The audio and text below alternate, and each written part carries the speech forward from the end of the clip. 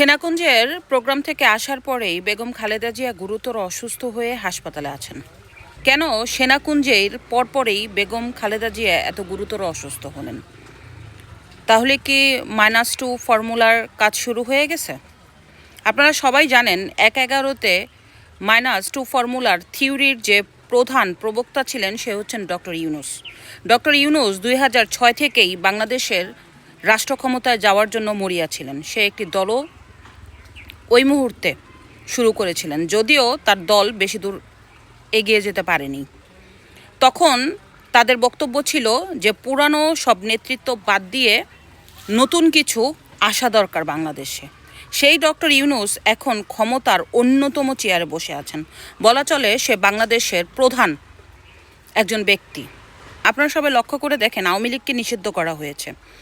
এখন বিএনপির অন্যতম এই জনপ্রিয় নেত্রী খালেদা জিয়া ছাড়া বিএনপি প্রায় শূন্যের কোঠায়। বিএনপির আরেকজন উত্তরসূরি আছে তারেক রহমান, যদিও সে এখনও বাংলাদেশে আসছে না, কারণ আইনি জটিলতা, নিরাপত্তা, রাজনৈতিক হিসাব নিকাশ মিলিয়ে সে কেন 1.5 বছরের মধ্যে এখন পর্যন্ত বাংলাদেশে আসতে পারলো না, এটা কিন্তু সবার মনেই একটা প্রশ্ন।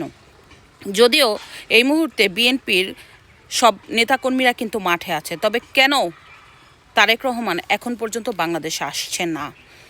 বাংলাদেশের ইতিহাসে দুইটি জনপ্রিয় দল আওয়ামী লীগ এবং বিএনপি, এই দুটি দলকে বাদ দিলেই যারা ক্ষমতা অনেক দিন ধরে লোভ দেখছে যে বাংলাদেশের ক্ষমতায় বসবে, তাদের স্বপ্ন এখন বাস্তবতায় রূপ নিচ্ছে।